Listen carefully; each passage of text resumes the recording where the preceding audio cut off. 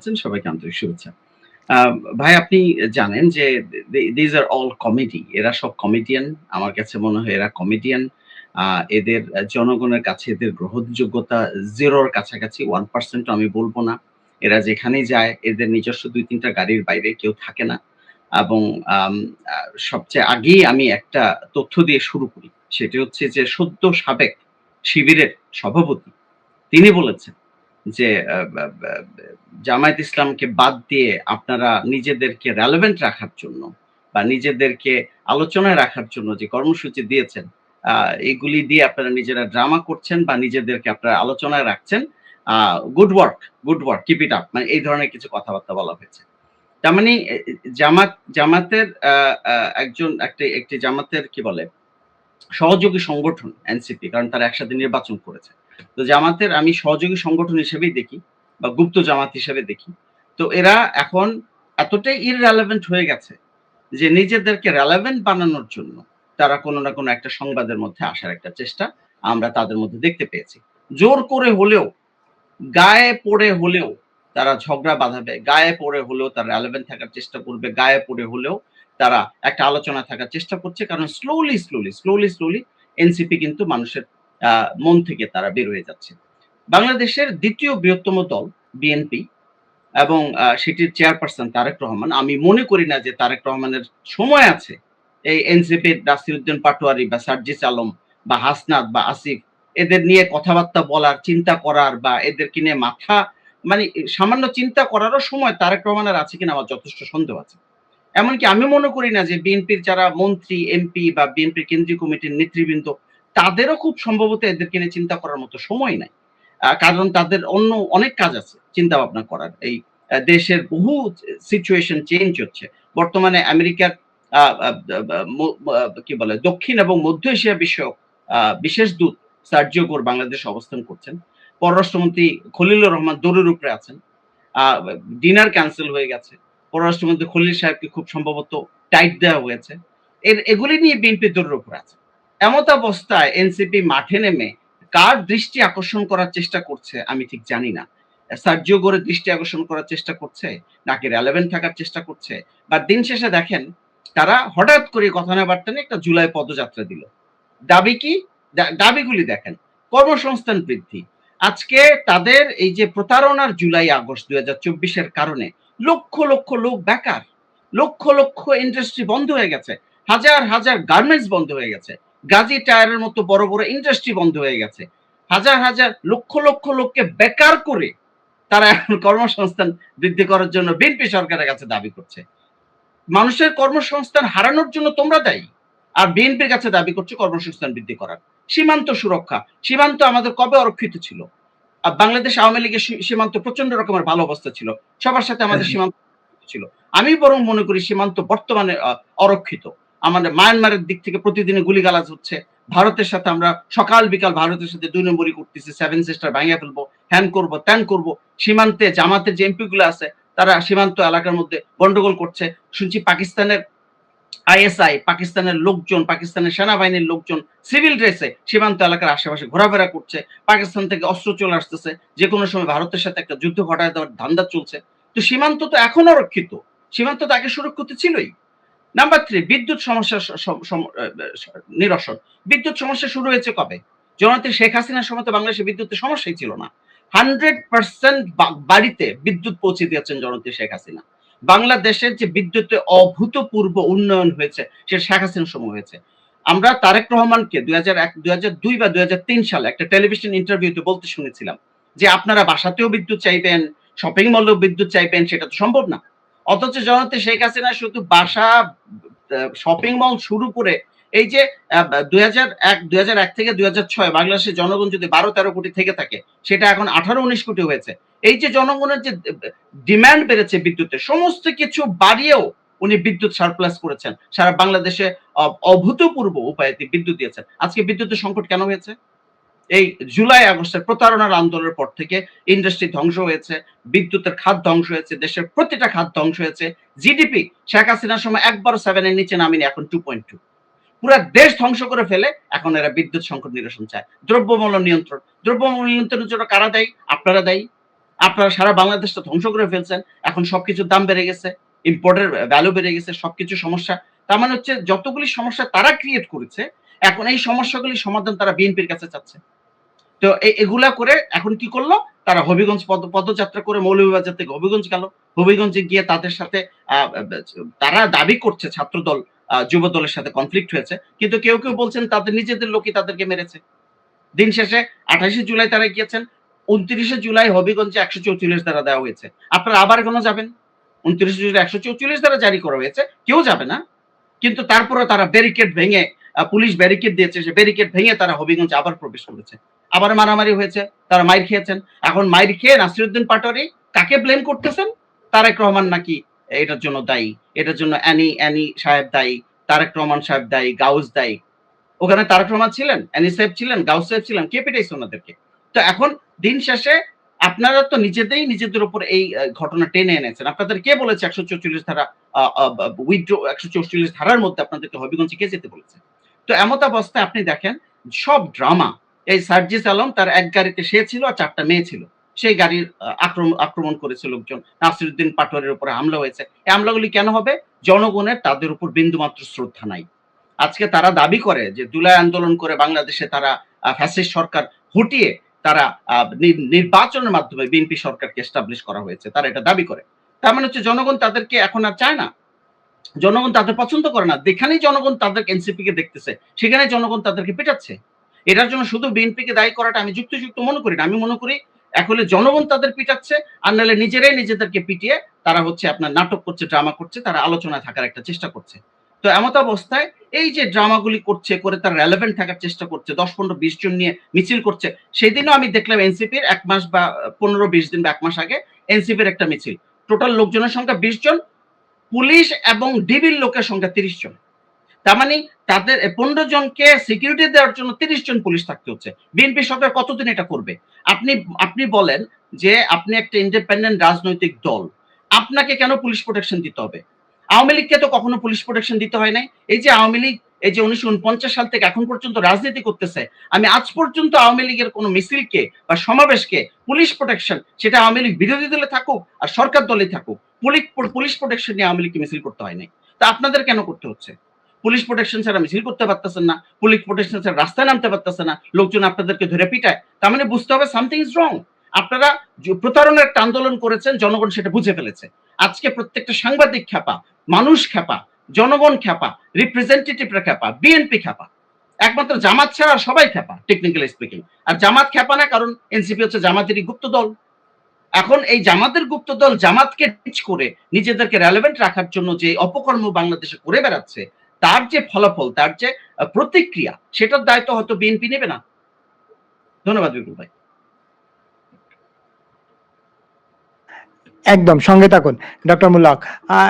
শরীফ শাহাবুদ্দিন ভাই, আপনার কাছে একটু শুনি, এই যে গালাগালির যে রাজনীতির চর্চা, এভাবে তো গত ৫৫ বছরে এভাবে তো সরকার প্রধানদের কোনো দলই এভাবে অকথ্য কথা বলে নাই, বা রাজনীতিতে গত ২ বছরে যে গালাগালির চর্চা শুরু হলো, যে সংস্কৃতি শুরু হলো, এইটা অব্যাহতভাবে চালিয়ে যাচ্ছে এবং নাসির পাটোয়ারি তার একজন প্রধান ইয়ে এই গালির ইয়ে।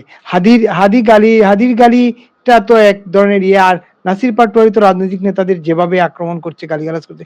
আজকে তো তারেক রহমানকেই রাখলো না, যে তিনি যে আপনি মানেন আর না মানেন, উনি তো প্রধানমন্ত্রী বাংলাদেশের, এটা তো স্বীকার করতে হবে। হ্যাঁ, আপনাকে ধন্যবাদ আর আমার সহ আলোচকদের। খুব সুন্দর করে বলছে আমাদের মোল্লা ভাই, রিয়াল যে জিনিসটা ঘটতেছে, একটু সাউন্ড দিন জুড়ে। বিষয়টা হচ্ছে যে বাস্তব কি? বাস্তব হচ্ছে যে আপনার কথায় প্রথমেই আসছে যে বান্দরে বেশি লাই দিলে সে মাথায় ওঠে। তো তারেক রহমান তো প্রথমেই নির্বাচনের পরেও সে এইসব স্লামডগদের বাসায় গিয়ে দেখা করে আসছে। তারেক রহমান একটা জিনিস এখানে আছে, বিভিন্ন ধরনের খেলা আছে। এই স্লামডগদের সাথে লন্ডনে বসে কিন্তু তারেক রহমান সব প্ল্যানগুলো করছে, যে কিভাবে এদের দিয়ে এটা কিভাবে সরকার একটা প্রতিষ্ঠিত সরকার, এটা জনগণের সরকার, যে সরকার দেশটাকে এগিয়ে নিয়ে যাচ্ছিল, সেই সরকারকে কিভাবে উৎখাত করা যায় সেটা কিন্তু সেই তারেক রহমান, তাদের সাথে কন্টিনিউয়াস যোগাযোগ ছিল এদের সাথে। প্লাস এরা যখন ওই কমিটি মানে অ্যাডভাইজারি কমিটি যেটা হয়, সেটা তারেকরে ফুল কমিটি পাঠানো হয়েছে এবং সে ইন্ডোর্স করছে। তো এরা তারাই বলছে ওদের এই এই টুকাই, ইসলাম ডগ, এগুলো জঙ্গি জিহাদিরা এরাই করছে, এরাই বলছে, এদের কথা থেকেই আমি বলছি। তো এখন এরা তো এরা কার কাছে বিশ্বাসযোগ্য আমি বুঝে কুল পাচ্ছি না। এদের ফ্যামিলিতে বিশ্বাসযোগ্যতা আছে কিনা এদের আমি জানি না। তবে এরা বিএনপির সাথে বিশ্বাসযোগ্য নয়, আওয়ামী লীগের সাথে তো নয়। তো এরা ওদের জনগণের সাথে এদের কোনো বিশ্বাসযোগ্যতা কোথাও কোনো স্তরে কারোর সাথে কাছে নেই। এরা হচ্ছে স্লাম ডগ, এরা হচ্ছে টোকাই, জঙ্গি, জেহাদি। তো এদেরকে যখন লাই দিছে তো ঘাড়ে তো উঠবেই, মাথায় উঠবে, তাই উঠছে। এখন এটাকে সহ্য করতে হবে, সহ্য করছে, তারপরে পারছে না, রিটালিয়েট করছে, বিএনপি মাইর শুরু করছে এদেরকে। তো বিএনপির মায়ের খাইছে, কিন্তু আওয়ামী লীগ বা ছাত্রলীগের মায়ের এখনো খায় নাই। বাকি রয়েছে জনগণ, গণপিটনি খাবে এরা। বিএনপির পিটনি খাচ্ছে, আওয়ামী লীগের পিটনি খাবে, স্বাধীনতার পক্ষের যারা আছে তারা ওরা কোন কোন সেকশনের মানুষকে আহত করে নাই বলেন তো? আওয়ামী লীগের একা তো স্বাধীনতা প্রিয় না, স্বাধীনতা প্রিয় অনেক লোক আছে। তো স্বাধীনতার উপরে যখন ওরা হামলা করছে, দেশের স্বাধীনতা, সার্বভৌমত্ব, গণতন্ত্রের উপর হামলা করছে, ওরা আমাদের ভাষার উপরে হামলা করছে, ওরা টেলিভিশন দখল করে কিসব কাওয়ালি শুরু করছে, কি করে নাই বলেন তো প্রত্যেকটা জায়গায়?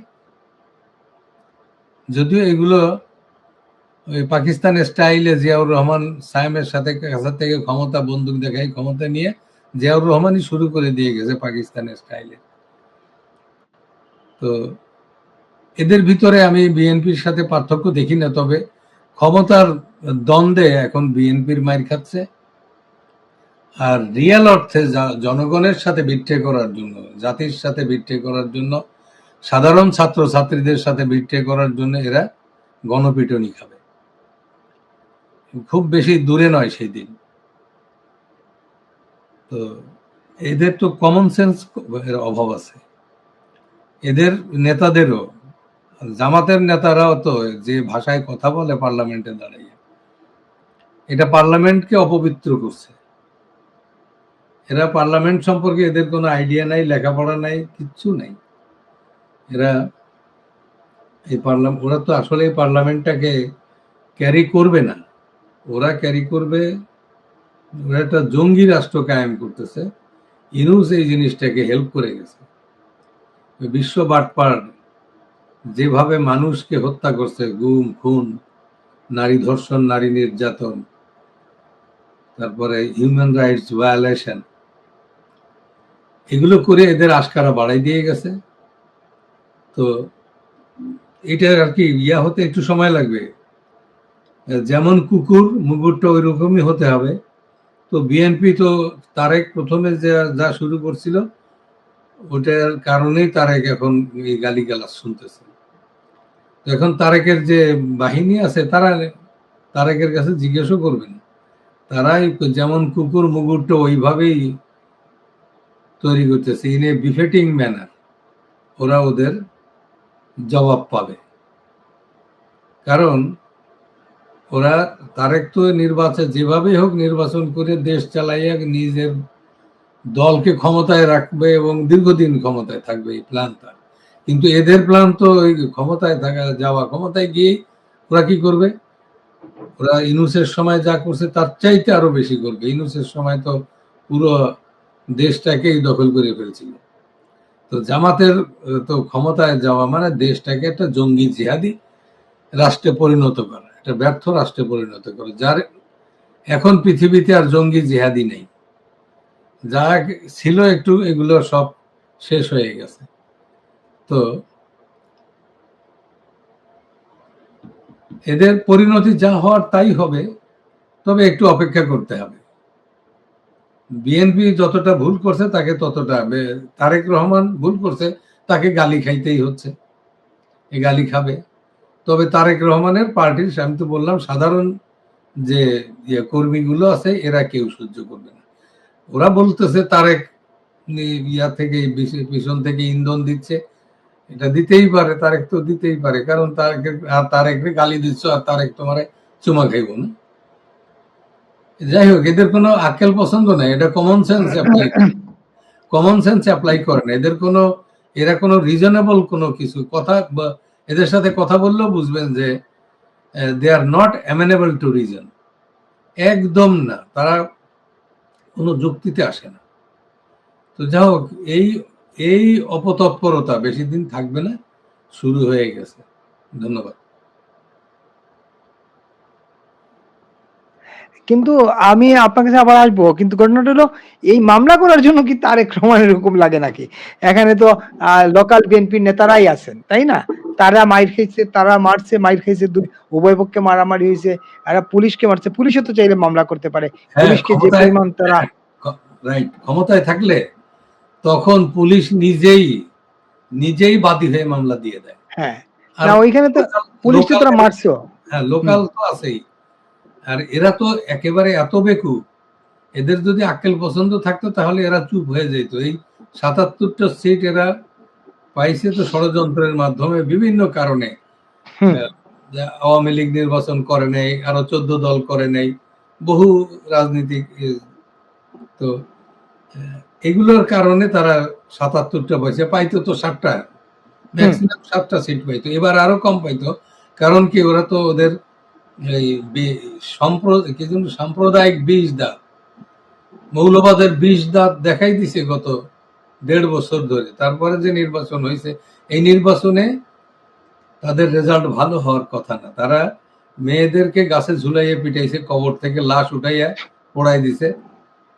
তারপরে সিরাত না তৌহিদি জনতার নামে কি করে নাই, কি অপকর্ম করে নাই, যে ভ্যান্ডালিজম এরা করছে, যার জন্য এবার এই পাইতো না। নির্বাচন যদি ইনক্লুসিভ হইতো তাহলে এদের রেজাল্টটা বোঝা যাইতো যে এরা কারা। একদম সঙ্গে থাকুন শরীফ ভাই। তানভীর হায়দার ভূঁইয়া, আপনার কাছ থেকে শুনি, তাইলে কি তারা মির্জা আব্বাসের মতো টার্গেট করলো কিনা তারেক রহমানকে? ধন্যবাদ। অতিথিদের শুভেচ্ছা এবং দর্শকদেরও শুভেচ্ছা অভিনন্দন। আমরা সম্ভবত সকলে রং ট্র্যাকে আলোচনাটাই করছি, কারণ এই কারণে এই জঙ্গি, জিহাদি, জামাত, বিএনপি, এনসিপি এরা তো সব এক জায়গায়। এরা যখন আমাদেরকে একটা সিনারিও দেখাচ্ছে, বাহ্যিকভাবে যদি কোনো কিছু দেখাচ্ছে, আমরা মনে হয় ওইটাতেই আত্মনিবেশ করছি আর কি। সব আমার একটু অ্যানালাইসিস একটু ডিফারেন্ট। বাংলাদেশের নির্ভরতার প্রতীকের নাম শেখ হাসিনা, বাংলাদেশের অস্তিত্বের ঠিকানার নাম এখন শেখ হাসিনা।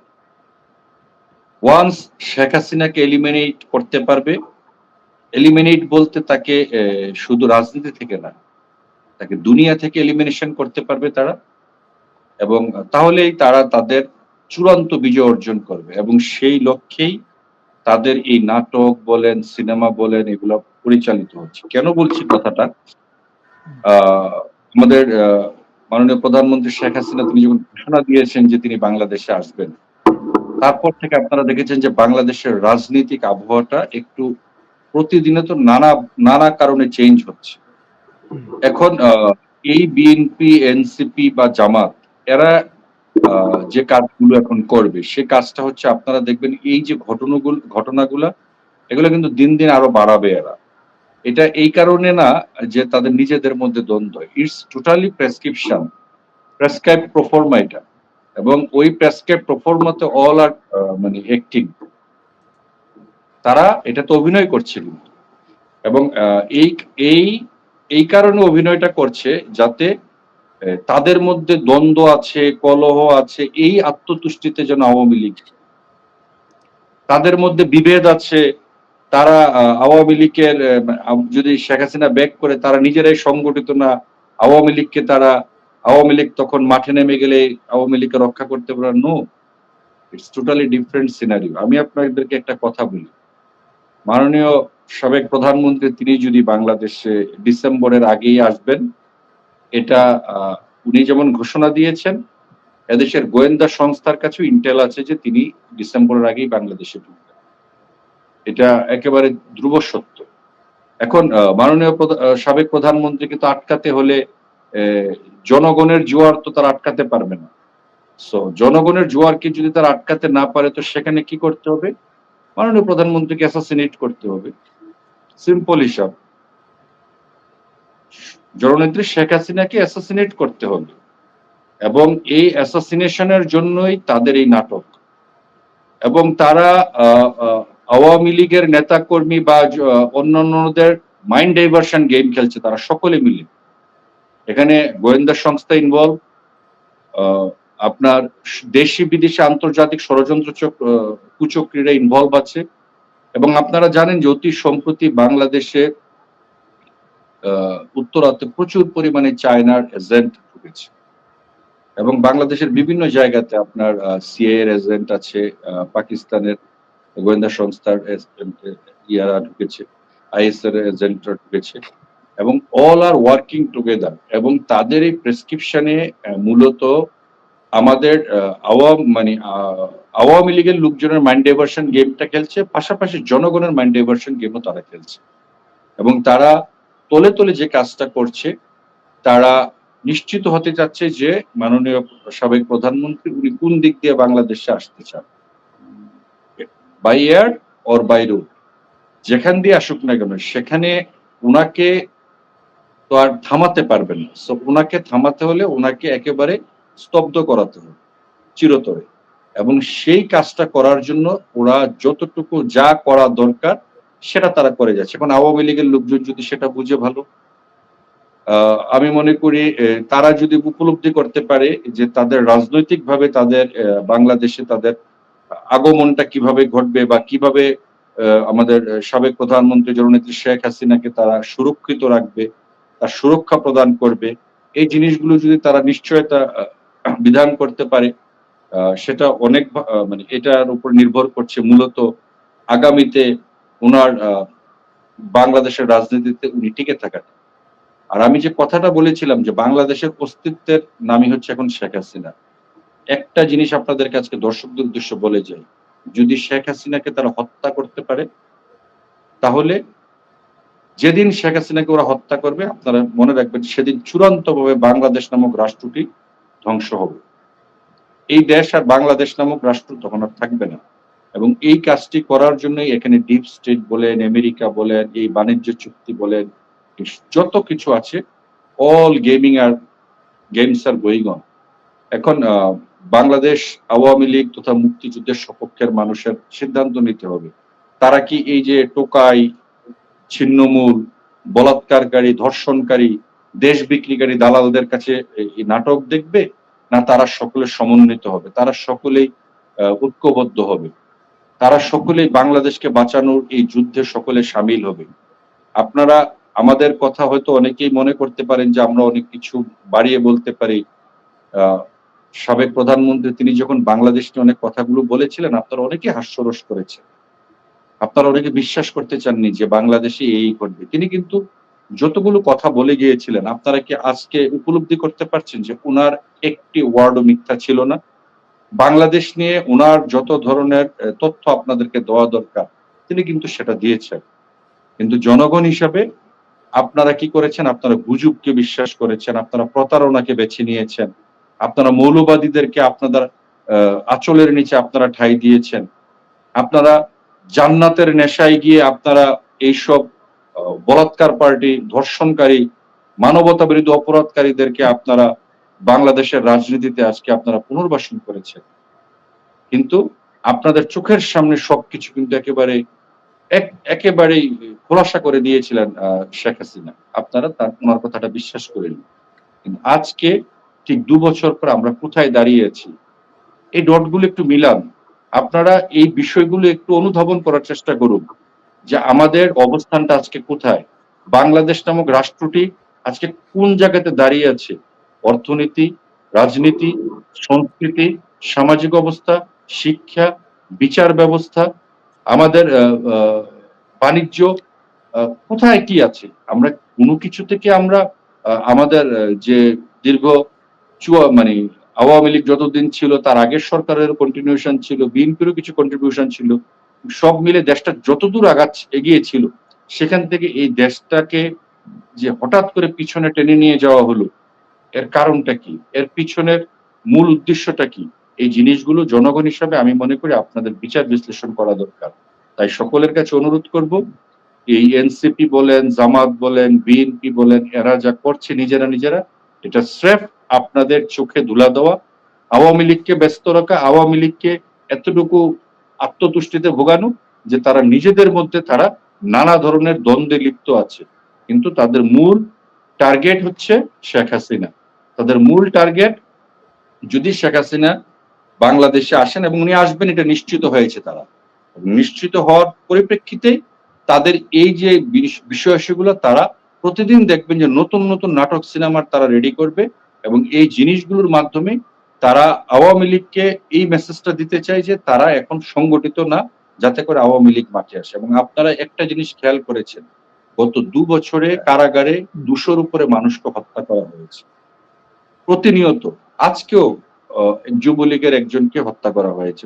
বাংলাদেশের বিভিন্ন জায়গাতে আওয়ামী লীগ, ছাত্রলীগ, যুবলীগের নেতা কর্মীদেরকে হত্যা করা হচ্ছে, এবং এই যে জিনিসগুলো তারা চালিয়ে যাচ্ছে এবং বাংলাদেশকে যে চারিদিক দিয়ে এবং অশান্ত করে রাখা হয়েছে, এর কারণ একটাই, এর কারণটা হচ্ছে কোনোভাবেই আওয়ামী লীগ যাতে বাংলাদেশের রাজনীতিতে প্রত্যাবর্তন করতে না পারে, আর যদিও চলে আসেন সেক্ষেত্রে যেন জননেত্রী শেখ হাসিনাকে ওনারা প্রাণে মারতে পারেন, সে ব্যাপারে তারা তাদের যত প্রস্তুতি, যত ধরনের মেকানিজম করা দরকার সেটা তারা করছে। আমি এই আপনার অনুষ্ঠানের মাধ্যমে এই আমার এই বিশ্লেষণটুকু আমি আজকে সকলের কাছে তুলে ধরলাম। বিচারের দায়িত্ব আপনারা, সিদ্ধান্ত নেওয়ার মালিক আপনারা। বাংলাদেশকে বাঁচাতে হলে শেখ হাসিনার কোনো বিকল্প নেই।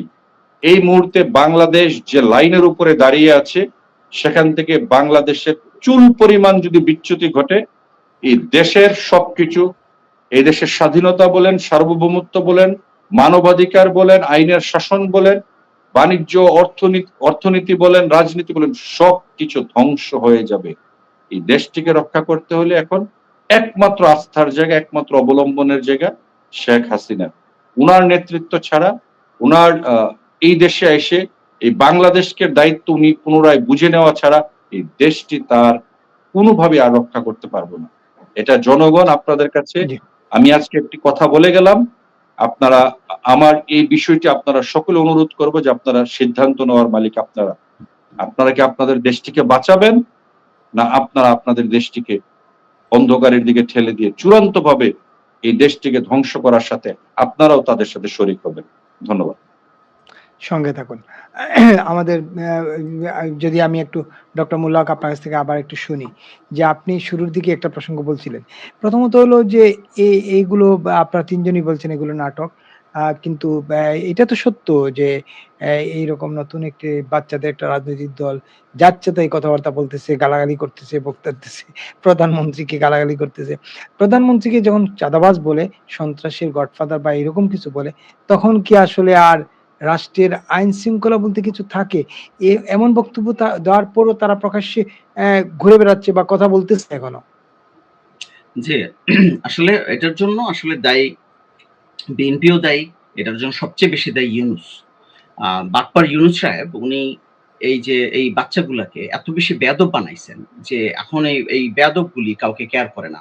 আপনি দেখেন সার্জিসের মতো একটা মুনাফেক, একটা ভণ্ড, একটা বাটপার যে আমার বঙ্গবন্ধু বলে বুক চাপড়ায় বক্তৃতা দিত ৫ই আগস্টের আগে। ৫ই আগস্টে যদি আওয়ামী লীগ সরকারের পতন না ঘটতো, আপনাকে আমি গ্যারান্টি দিচ্ছি সে ছাত্রলীগে ফিরে যেত। সে ছাত্রলীগের বড় নেতা থাকতো, বড় নেতা হইতো, কেন্দ্রীয় নেতা হইতো। এই ধরনের একটা মুনাফিক ছেলে যার বাবা এখনো ইউনিয়ন আওয়ামী লীগের ভাইস প্রেসিডেন্ট এখনো। তো সেই ছেলেটা এখন কথায় কথায় বঙ্গবন্ধু নাকি মুক্তিযুদ্ধকে হানি করছে, বাংলাদেশের সার্বভৌমত্ব নষ্ট করছে, বাংলাদেশকে নাকি ডিপ একটা কনফ্লিক্টের মধ্যে রেখে গেছে, বাংলাদেশকে নষ্ট করছে, এগুলি বলে বেড়াচ্ছে যে ছেলেটা, যে বেয়াদব ছেলেটা। এবং ইউনূস যখন তাদেরকে গণভবনে ডেকে বলতেছে যে কেন তারা মব করে না, যে আওয়ামী লীগের লোকজন কি তোমাদের গ্রামে নাই, তোমরা কিছু করতে পারো না? তো ইউনূসের মতো একটা বাটপার যখন এই ছেলেগুলোকে এম্পাওয়ার করেছে, এই ছেলেগুলা যখন বাংলাদেশে মব জন্ম দিয়েছে, মব করে শত শত পুলিশ খুন করেছে, হাজার হাজার আওয়ামী লীগের নেতা কর্মী যেখানে পেয়েছে সেখানে খুন করেছে, শত শত মা বোনদেরকে ধর্ষণ করেছে, এগুলি করে তারা এমন একটা বেয়াদবির লিমিটে চলে গেছে। এবং দেখেন এর মধ্যে ৩টা ছেলে তো আপনার সরকারি ছিল মন্ত্রী হিসাবে। আপনার নাহিদ ছেলেটা তো ওই কে যেন যোগ করে বলতেছিল বিপুল ভাই কয়েকদিন আগে যে এই ইউনূস সরকারের সময় একমাত্র উন্নয়ন হয়েছে নাহিদের পেটের, আর কোনো কিছুর উন্নয়ন হয় নাই। তো এখন হইতেছে এই যে ছেলেটা মন্ত্রী ছিল তার পেটের উন্নয়ন হয়েছে। আসিফ ছেলেটা আগে ফকিন্নির ঘরে ফকিন্নি, আগে স্যান্ডেল পায়ে থাকতো না, স্যান্ডেল কেনার পয়সা থাকতো না, এখন সে ব্র্যান্ডেড জামা জুতা এগুলো ছাড়া সে পরে না। শত শত কোটি টাকা। একটা নাকি গাজীপুরের একজন সিইও ট্রান্সফার করে নাকি সে ৩০-৩৫ কোটি টাকা ইনকাম করেছে, কথা শোনা যায় আর কি, আমরা কথা শুনি। এবং যেই ছেলেটা বাংলাদেশ আওয়ামী লীগের আন্তর্জাতিক বিষয়ক সম্পাদক শাম্মিয়াপার বাড়িতে ৫ লক্ষ টাকা ঘুষ নীতিকে ধরা খেয়েছে, মেহেদী নামে একটা ছেলে, সেই ছেলে ভিডিও আছে আমার কাছে, সে বলছে এই টাকা আমি আমার জন্য আনতে চাই নাই, আসিফের জন্য এই টাকা আনতে গেছিলাম। তো এই চাঁদাবাজ আসিফ, এই চাঁদাবাজ নাহিদ, এই চাঁদাবাজ এই যে হাসনার ছেলেটা, সে ৭০ টাকায় দিন চলতো তার ঢাকা শহরে, সে নিজেই বলছে।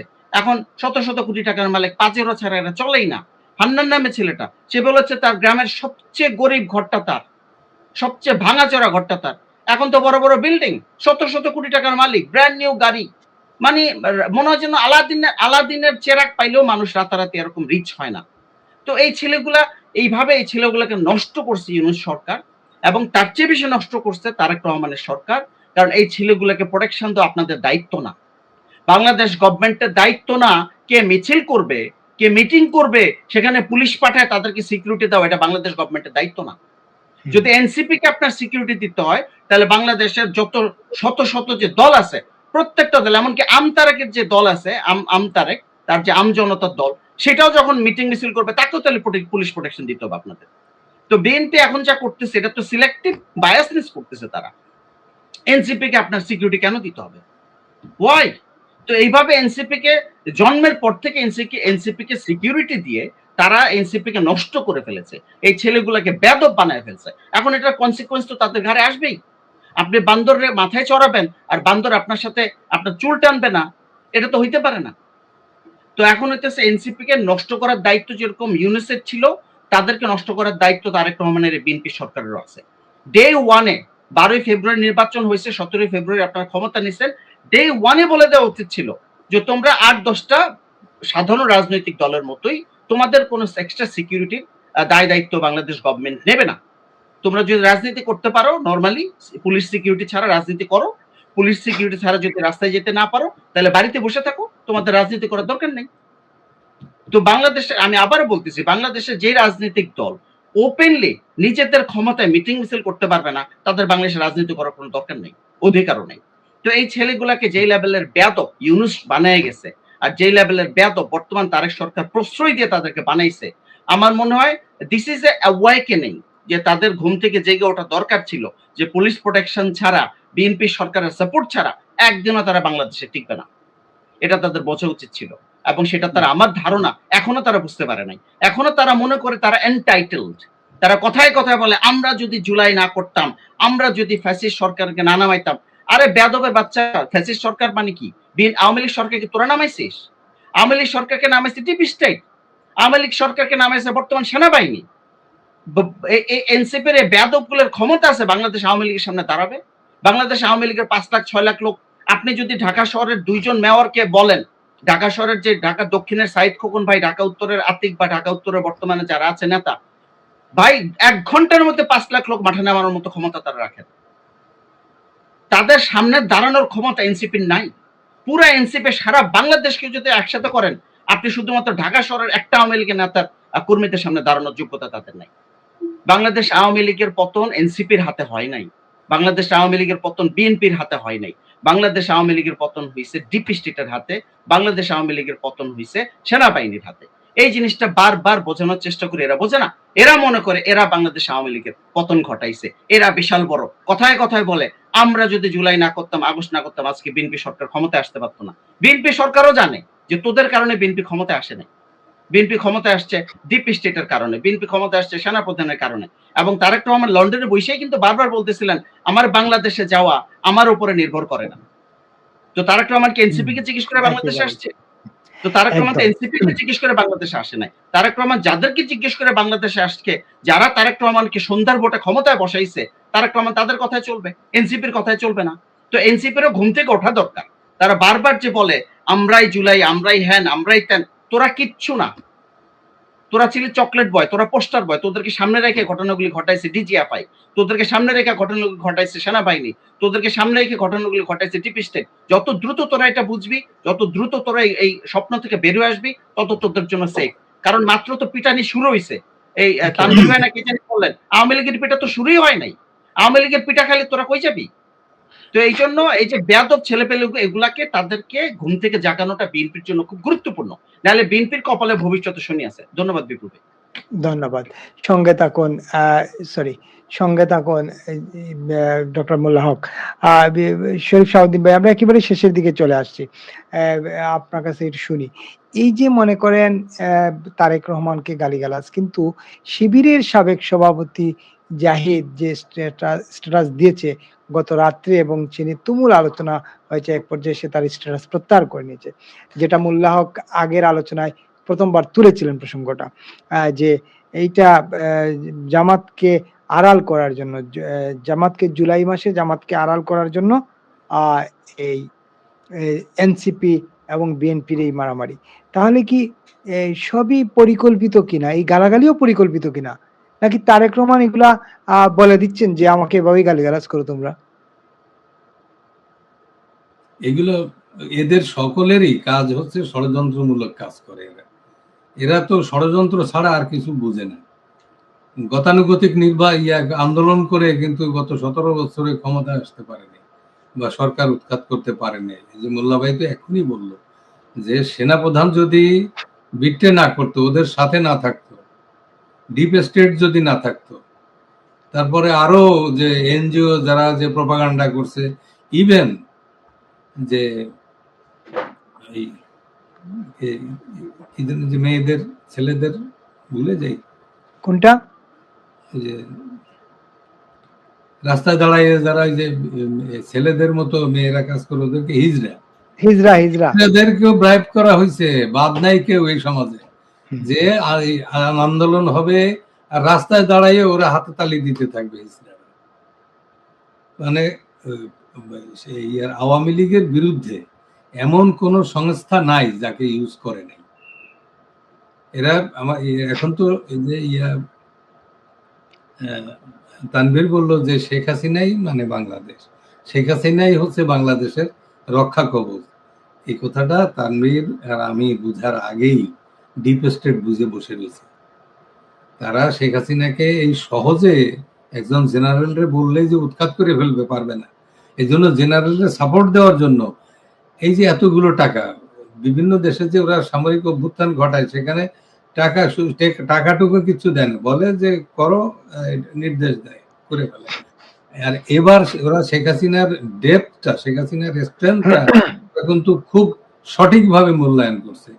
18 সাল থেকে ওরা শুরু করছে একেবারে বাংলাদেশের বিভিন্ন, ঢাকা শহরের বিভিন্ন জায়গায় বসে বিভিন্ন শ্রেণী পেশার, বিশেষ করে ওই বুদ্ধিজীবীদের, শিক্ষকদের দিয়ে অনেকবার ঢাকা বিশ্ববিদ্যালয়ের কয়েকজন শিক্ষকদের দিয়ে বসছে। যারা ওখানে উপস্থিত ছিল তার ভিতরে একজন আমাকে বলছে যে সেই 18 সাল থেকে ওরা সিরিয়াসলি শুরু করছে যে কি করবে, কিন্তু আসলে কি করবে সেই বিষয়টা কিন্তু কাউকে জানায় নাই, কোনো সেকশনকে জানতে দেয় নাই। জানতে দিছে ইন্ডিভিজুয়াল যারা ছিল, বা যে সেকশনের সাথে যে কথা বলা দরকার সেটুকু বলছে।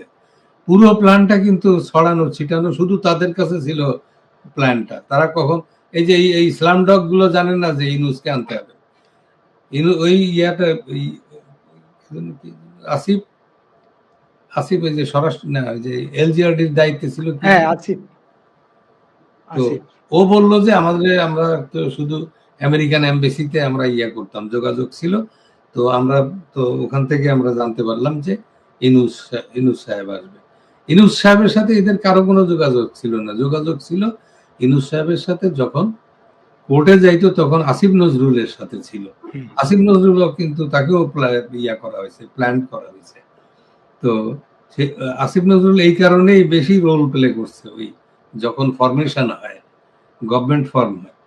তো যাই হোক, তো এদের কোনো আক্কেল পছন্দ নেই, এদের কোনো নাই, মানে এদের কোনো নিজেদের সম্পর্কে নিজেদের কোনো অ্যাসেসমেন্ট নেই, যার জন্য এখন মারধর খাচ্ছে। এরা যদি একটু লেখাপড়া জানতো, এরা যদি মানে জামাতের লোকদের কিন্তু কোনো আম গাছ থাকে না।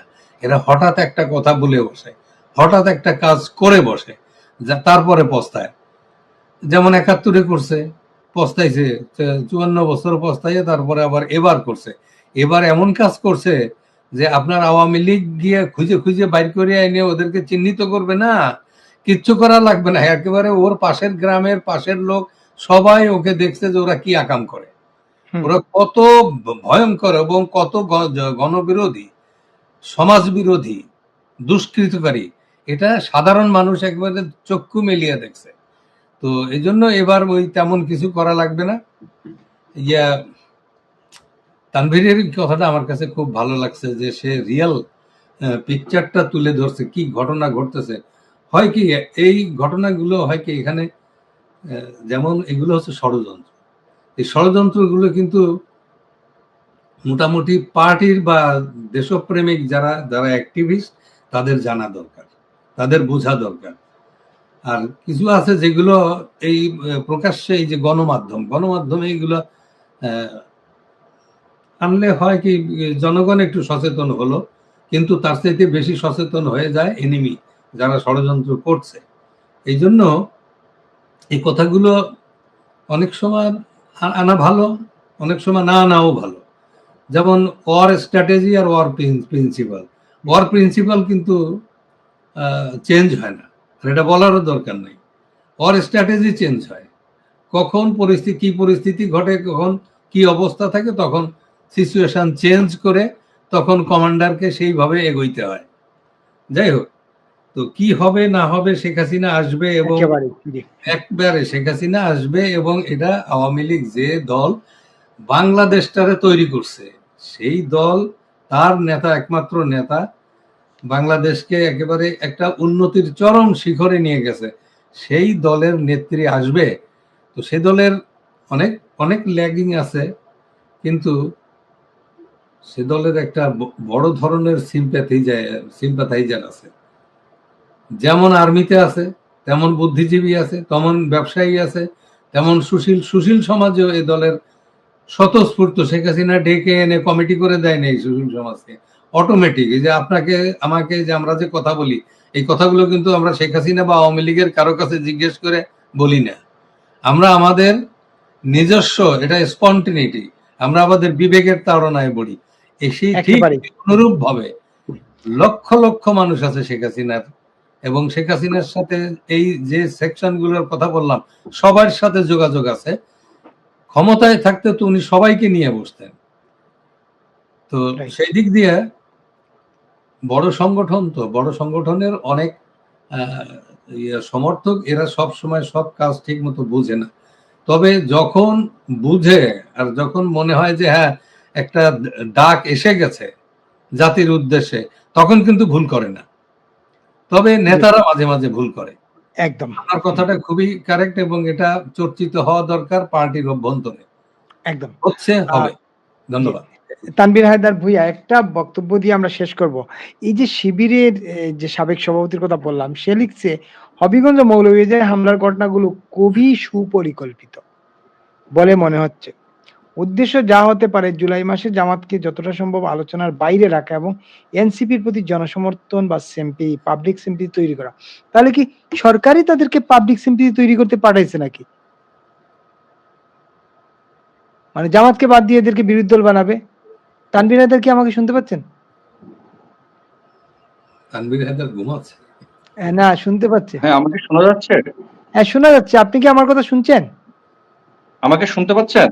জি, জি শোনা যাচ্ছে। হ্যাঁ, কিছুটা শুনেছি আরকি। ওই যে আচ্ছা, এই শিবিরের যাক সাবেক ওই যে সভাপতি ওদেরকে বলছে বিরোধী দল বানানোর জন্য নাটক আরকি, নাকি? হ্যাঁ, এইরকম কিনা জামাতে দেখেন এই শিবিরের সভাপতি আন যেটা বলছে সাবেক সভাপতি তাতে এটাই তো মনে হচ্ছে নাকি? কি বলছে শিবিরের সভাপতি? এই যে বললাম, এই যে বলছে হবিগঞ্জ ও মৌলভীবাজারে হামলার ঘটনাগুলো খুবই সুপরিকল্পিত বলে আ মনে হচ্ছে। উদ্দেশ্য যা হতে পারে জুলাই মাসে জামাতকে যতটা সম্ভব আলোচনার বাইরে রাখা এবং এনসিপির প্রতি জনসমর্থন তৈরি করা। এই জনসমর্থন কারা তৈরি করার সুযোগ করে দিয়েছে? তানভীর হায়দার। এনসিপি আর জামাতের ভিতরে পার্থক্য আমাকে শোনা না, এনসিপি আমাকে আর শোনা জামাতের যাচ্ছে ভিতরে এবার? না পার্থক্য আছে। পার্থক্য তো নাই, পার্থক্য তো নাই। হুম। আ হ্যাঁ, শোনা যাচ্ছে তানভীর শোনা আমাকে কি যাচ্ছে শুনতে বলেন। পাচ্ছেন? শোনা যাচ্ছে সময় কম দ্রুত বলেন। শুনেন, আন্দোলন যারা করে বা প্ল্যান যারা করে তারাই জানে যে তাদের প্ল্যানটা কি। এখন বাংলাদেশে আওয়ামী লীগ সরকারকে পতনের প্ল্যান করেছে ডিপ স্টেট, সেনাবাহিনী।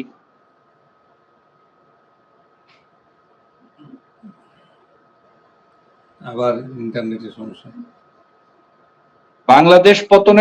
বাংলাদেশ পতনের প্ল্যানটা করেছে তো ওরা। তো যার কারণে এই এনসিপি বলেন, জামাত বলেন, বিএনপি বলেন, এরা কিন্তু জানেই না আসলে প্ল্যানটা কি ছিল। ডিপ স্টেটের প্ল্যান কি, সেনাবাহিনীর প্ল্যান কি, এদের কিন্তু এই প্ল্যান জানা নাই। তো যার কারণে এরা দেখবেন যে একেকজন একে এক ধরনের স্টেটমেন্ট দিচ্ছে, আবোল-তাবোল তথ্য দিচ্ছে আমাদেরকে। আমাদের আসলে ওই তথ্য পড়ার কোনো দরকার নেই। আবোল-তাবোল তাদের এইগুলাতে যাওয়ারও দরকার নেই। কারণ হচ্ছে বাংলাদেশে তাদের একটাই প্ল্যান, এলিমিনেট শেখ হাসিনা। বাংলাদেশের রক্ষা কবচ শেখ হাসিনাকে যে কোনো মূল্যে বাংলাদেশ থেকে চিরতরে বিদায় করাটাই হচ্ছে ডিপ স্টেটের প্ল্যান। তাতে বাংলাদেশকে তারা চিরস্থায়ীভাবে ভোগ করতে পারবে এবং ওই প্ল্যানটা তারাই জানে। যার কারণে আপনারা দেখবেন আন্দোলনের দাবিদার এনসিপি হয় কতক্ষণ, জামাত হয় কতক্ষণ, বিএনপি হয় কতক্ষণ, এবং তাদেরকে যদি জিজ্ঞাসা করেন যে তোমরা জুলাই কেন ঘটাইছো, তখন দেখবেন যে এরা এক একজন এক এক কথা বলে। এদের এক একজনের তথ্য এক এক রকম, কারণ এরা তো জানেই না যে কি কারণে জুলাই বাংলাদেশে সংগঠিত হয়েছে। এই 36 দিনের যে নাটক বাংলাদেশে দেখেছে জাতি, এই নাটকের মূল কারণটা কি, এদের এক একজনের কাছে এক এক রকম ব্যাখ্যা আপনারা শুনবেন। মূল কারণ জানে ডিপ স্টেট, মূল কারণ জানে বাংলাদেশ সেনাবাহিনী। এবং যার কারণে এই 24-এর 36 জুলাই যে ঘটনাটি বাংলাদেশে সংগঠিত হয়ে গিয়েছে, তার তা এখনো শেষ হয় নাই। তার চূড়ান্ত পরিসমাপ্তি হবে যদি জননেত্রী শেখ হাসিনাকে তারা হত্যা করতে পারে। এবং এই হত্যার ষড়যন্ত্র এবং হত্যাটাকে কিভাবে হত্যা করা যায় সেটা কার্যকর করার জন্য শেখ হাসিনা যেহেতু বাংলাদেশে আসবেন, তার এই প্রত্যাবর্তনকে ঘিরে তারা এখন এই নাটকটি বাংলাদেশে মঞ্চস্থ করছে। আমি আবারও বলি, আমার বক্তব্য এক জায়গাতেই, সেটা হচ্ছে বাংলাদেশকে বাঁচাতে শেখ হাসিনাকে রক্ষা করা ছাড়া আমাদের আর কোনো বিকল্প নাই। এবং শেখ হাসিনা যদি আমরা রক্ষা না করতে পারি, তাহলে বাংলাদেশ তার সমস্ত কিছু স্বকীয়তা, স্বাধীনতা, অস্তিত্ব সবকিছু হারিয়ে ফেলবে। এবং সকলের উদ্দেশ্যে একটা কথাই বলবো, দেশকে বাঁচাতে হলে আমাদেরকে এই জুলাই সন্ত্রাসীদের টুটি চেপে ধরতে হবে, ডিপ স্টেটের টুটি চেপে ধরতে হবে এবং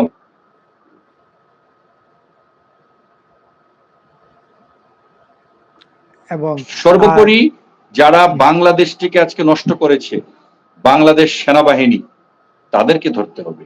কারণ বাংলাদেশ সেনাবাহিনী আমাদের অস্তিত্বের বিরুদ্ধে গিয়ে কাজ করেছে, আমাদের জনগণের বিরুদ্ধে গিয়ে কাজ করেছে। এবং বাংলাদেশ সেনাবাহিনীর যেসব অফিসাররা এবং যেসব তথাকথিত লোকজন যারা ডিপ স্টেটের এজেন্ট হিসেবে